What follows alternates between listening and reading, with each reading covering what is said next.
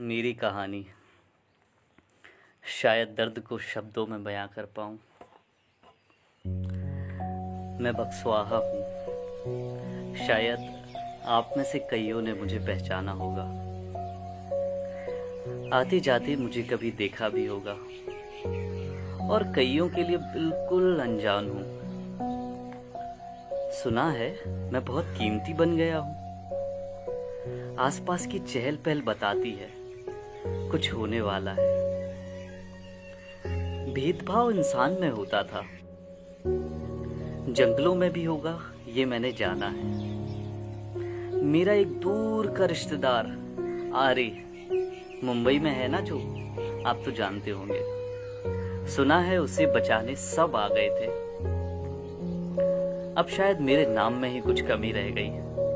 बक्सवाहा सोचा नहीं था नाम इतना जरूरी होगा। किसी बड़े शहर का होता ना तो शायद बच जाता।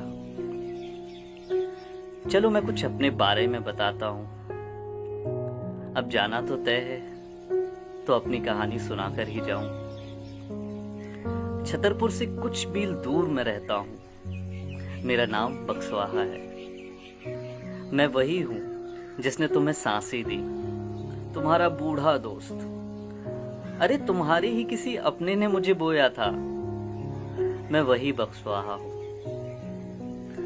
तुम्हारी राहों में आई धूप की छाया हूँ, तपती गर्मियों की ठंडी हवा हूँ। मैं वही बक्सवाहा हूँ। मैं ही तो हूँ जिसके नजारे आते जाते देखते हो तुम। कभी मुस्कुराकर या कभी थककर रुकते हो तुम। मेरी ही शीतल हवाओं में बैठे हो तुम। मैं तो वही बक्सवाहा हूँ। मेरे परिवार में 2.5 लाख लोग हैं। उजड़ते हुए मैं देख ना पाऊंगा। इतना कीमती हूं ये जानता नहीं था। कैसे बचाऊं खुद को, ये प्रश्न आपसे पूछता हूं। जब मैं खत्म हो जाऊं तो मेरी ये पंक्तियां जरूर गुनगुनाना। हरे भरे जंगल को जिसमें संपूर्ण खड़ा था, चिड़िया मुझ पर बैठ चहचहाती थी। धमिन मुझसे लिपटी रहती थी और गुलदार उछल कर मुझ पर बैठ जाता था। ये सब मुझे बहुत याद आएगा। वक्त बदलते देर नहीं लगती। इंतजार है मुझे,